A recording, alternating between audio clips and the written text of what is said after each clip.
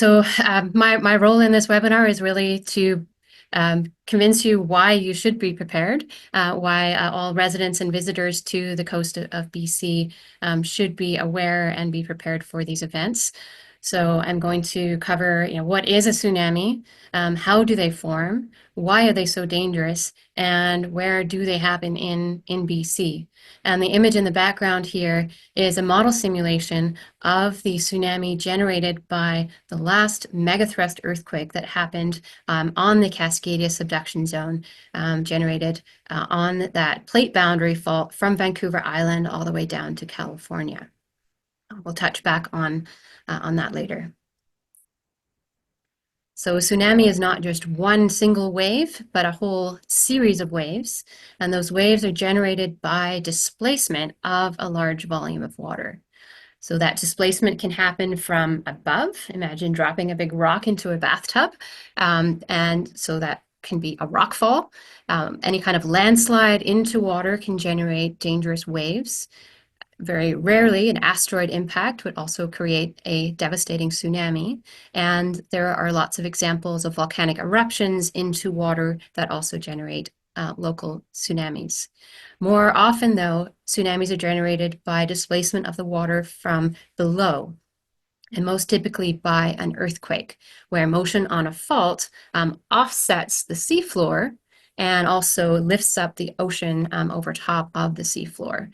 And the most devastating of these tsunamis are generated at subduction zones, as shown in the couple of images below, where sudden motion of the fault between two tectonic plates lifts up the seafloor and lifts up the ocean above. And again, we'll return to this a bit more in a few minutes. Tsunami waves are very different from the typical wind-generated waves. They are very long in their wavelength, meaning there can be hundreds of kilometers from the peak of one wave to the next one. Compare that to a maximum of tens of meters for a wind-generated wave. They're also different in that a wind wave will involve only the upper part of the water column, but tsunami waves will involve the whole water column. How fast they travel depends on the water depth. They travel fastest in deep water.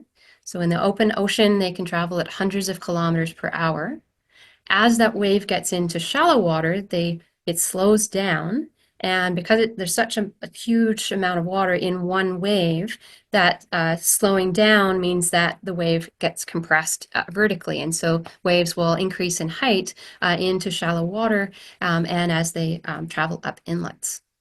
How big a tsunami is at a particular location depends on how much displacement occurred in the first place, how far are you from where that tsunami was generated, what direction did the tsunami travel, what's the shape of the seafloor, the shape of the coastline. So lots of different factors. A few definitions shown on the diagram below define the height of a tsunami wave is from the peak to the trough of the wave. And the blue line here is showing, what the tide level might be at the time that the tsunami approaches. And so the impact of a tsunami is going to be bigger if you're already at high tide, and then the tsunami is on top of that. We define flow depth. That would be, the water depth that you would experience as the tsunami comes up onto land. Run-up height is the elevation above the tide level that the tsunami reaches to. Tsunami wave can take different forms depending where you are. If you're out in the open ocean, a tsunami will be really inconspicuous, very low amplitude at that point, and you're actually quite safe if you're out in a boat in quite deep water, deeper than about 60 meters or so. But as that wave approaches the land and the amplitude increases, we are, I think, all too aware of these types of images from devastating tsunamis in the past 20 years or so. The two on the left from the Japanese tsunami in 2011, where in some cases it was like a tide that just kept coming in and in and in, and very, very fast. So even though the tsunami slows down in shallow water, it's still too fast to be able to run away from. And then that image on the right from the Indian Ocean tsunami in 2004. Now I have a series of images that are also from the Japanese tsunami. And we see what looks, it appears that there's some people clinging here to something, and you might think this is maybe a sinking ship. But then we watch the water recede, and we see that actually this is the top of a building, which is extensively damaged but still standing. And the water recedes even further, and we see that it was actually a really tall building, just to give you a real sense of how large a tsunami can be. So why are tsunami waves so dangerous? Well, as I mentioned, each wave contains a massive volume of water, travels very fast. It has the power to pick up and carry debris with it. All of this gives tsunami waves massive damage potential, as again, we are all aware of the devastating images post various tsunami events over the past couple of decades. The one on the left following the tsunami in Chile in 2010, and on the right from Japan. Even what we might consider a small tsunami wave, with an amplitude of only half a meter or so, can still cause damage due to the really strong currents involved. And these images on the left are from Crescent City in California, so very far away from the origin of the Japanese tsunami, and the amplitudes were significantly lower, but the strong currents, as you can see, caused quite a bit of damage in this harbor. A threshold for where you might expect more severe damage and flooding, looking at wave heights of about 1.5 to 2 meters at that point.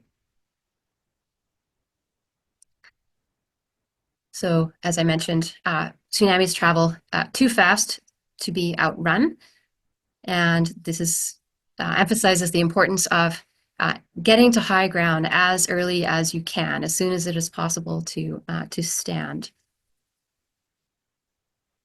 And tsunamis, again, can travel very far inland before they actually retreat. That will depend on the size of the tsunami, on its wavelength, and on the shape of the landscape.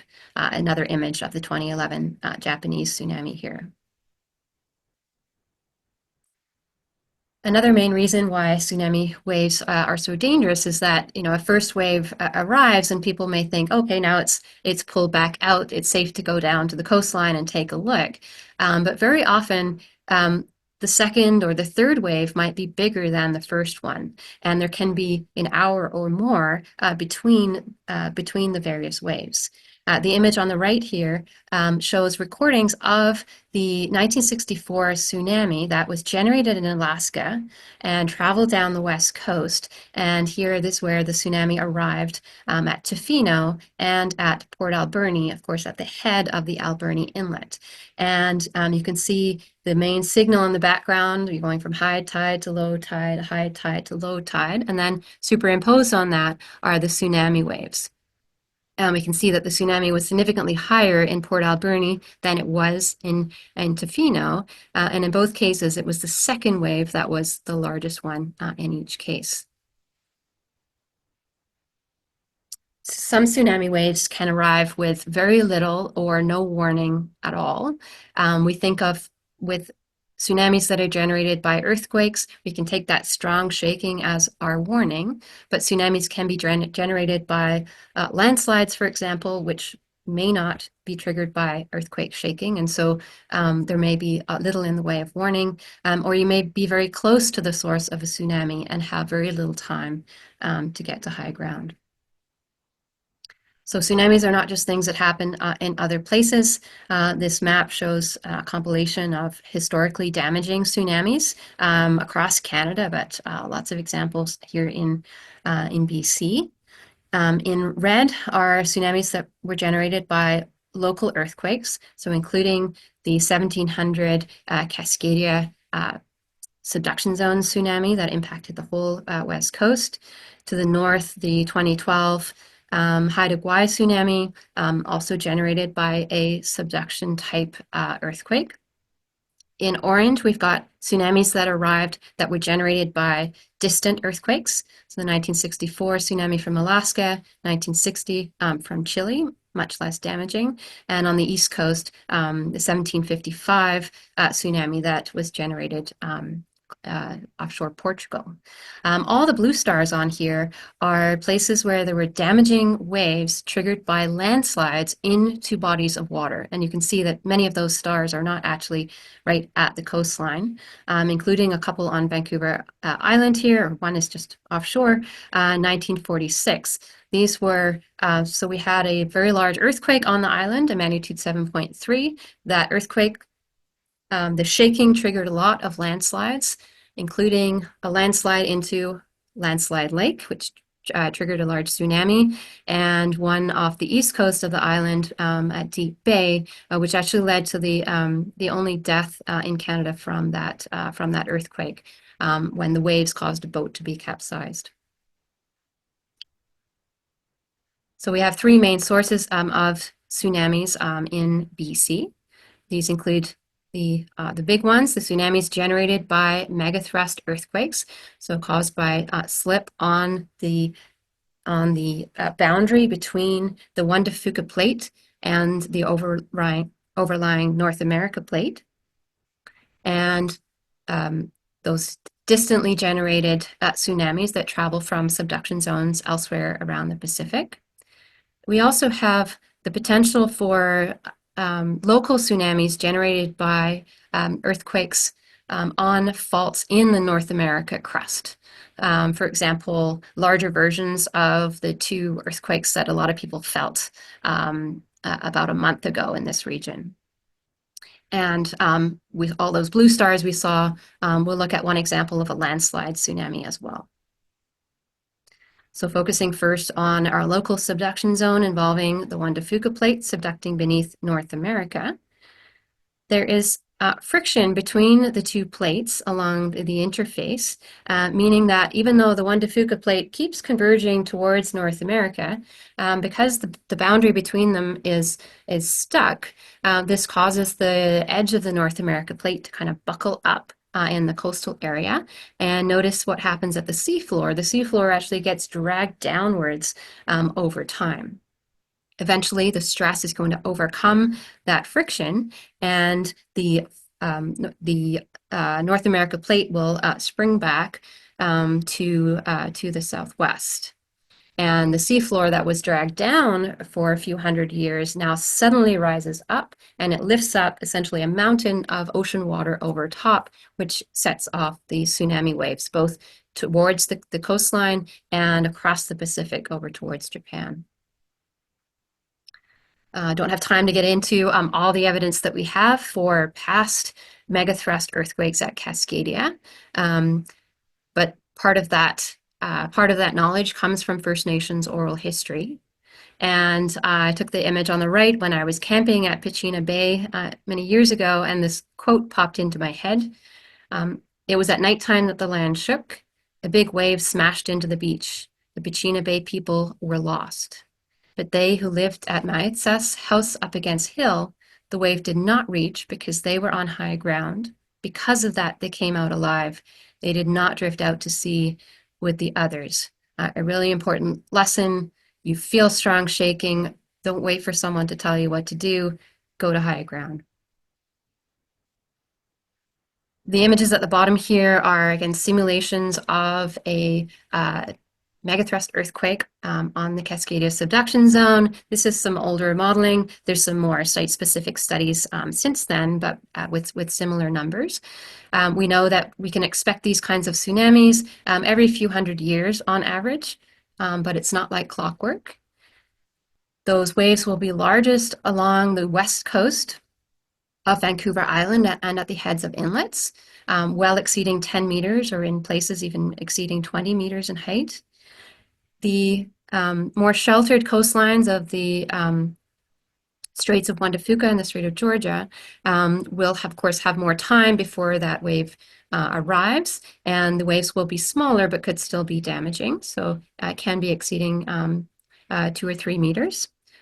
Here's some detailed modeling from Esquimalt Harbor with a maximum of over 4 meters in that case. The image at top left here is the modeling of the tsunami that occurred that was generated by a magnitude 7.8 earthquake in Haida Gwaii in October 2012. And the images here are, so I was part of a team that went to survey the effects of the tsunami along the west coast. And we found many of the inlets. This scene at the bottom here, this was within about 10 days or so after the earthquake. We found seaweed hanging up in the trees up to 2.5 meters above the ground. And we measured the height that debris had been carried uphill to a maximum of 13 meters or 40 feet above the tide level at the time. Bottom left here, we found lots of places where clearly logs had been picked up and floated around. The moss here was peeled towards the land. We found lots of places where there was a fresh kind of footprint of a log that might be filled with seaweed. We found a couple fish on the forest floor, things like that. The images here are from Port Alberni in the aftermath of the 1964 tsunami that came from Alaska. With a distantly generated tsunami, there is more time for evacuation, and the waves will not be as large as for a Cascadia event, but as you can see, can still be quite damaging. And the tsunami did pick up houses and float them around. And these tsunamis can be more frequent than our local ones because there are multiple subduction zones that can send tsunamis our way. Over on the right here, so now considering tsunamis from crustal earthquakes, I don't have a good thankfully, a historical example here, but we're learning more and more that there are many active faults in the North America plate in southwestern BC. And on the left here, we've got modeling of what we expect might happen in a large earthquake on one of these faults. If you look in at the region here, we're just south of Vancouver. This is Boundary Bay, and there's been a fault mapped along here. Megan Casson here, she modeled a potential earthquake, and the red is the area that would be uplifted. That is largely underwater, and so the water would be uplifted as well. And at the bottom left here, we can see that the maximum wave height here on the edges of Boundary Bay is really getting up into those damaging numbers with really quite strong currents to be expected. So this is something that we still need to learn a lot more about, but we know that there is this potential. And these tsunamis, although they'll be smaller than these tsunamis we can expect on the West Coast, they are happening, or they have the potential to happen much closer to population centers, and where there would be very, very little warning time for certain shorelines. So you would feel strong shaking, and the tsunami could arrive just within a few minutes. Finally, here's an example of the aftermath of a local landslide tsunami, this one into Chehalis Lake, east of Vancouver in 2007. And you can see here that quite a bit of debris around the edges of the lake. The trees were stripped away. The wave reached over 30 meters in height and embedded rocks into tree trunks and destroyed a couple of campgrounds from the edges of the lake. Thankfully, the timing that this happened, there was nobody there at the time, so very lucky escape. But just an example of, tsunamis can occur in more places than you would think. There's a lot of detail on this slide. I just wanted to pull together kind of a comparison of these various different tsunami sources, from our Cascadia megathrust to Alaska-type megathrust to our local crustal earthquakes and landslides, and then looking at how big the waves might be on the West Coast versus somewhere like Victoria in each case, and then getting at how frequent do these things happen. We have a good idea for the megathrust tsunamis, but still a lot of data lacking for the other sources. And then importantly, what would be our warning in each case, and how long would we have? I gotta move this box around. In the case of our Cascadia megathrust event, we expect strong shaking for a few minutes, strong enough that you likely can't stand up if you're on the West Coast. Then there's potentially only about 20 minutes if you are on the West Coast before the arrival of that tsunami wave, significantly longer for Victoria and longer again for Vancouver. In the case of a distantly generated tsunami, of course, we might be too far away to feel the earthquake itself, but there should be an official warning hours before that tsunami arrives. If you happen to be completely off the grid and nobody gets to you, your warning that something is incoming is that the ocean might actually pull back. Or you might hear a roaring sound, which could be the tsunami on its way. So just be alert to those kinds of signs. For a local earthquake, again, you'll feel really strong shaking, and just be aware that there might be a tsunami on the way if you're at the shoreline, and it might have triggered a landslide, which could also generate tsunami waves. So finally, just kind of looking at, okay, what are the odds? The map on the left is looking at the probabilities of a damaging tsunami in different zones of the coast, and we can expect a damaging tsunami kind of at that threshold at 1.5 meters or bigger on the West Coast every few decades, whereas it's more like every few hundred years for the Straits of Juan de Fuca and Georgia.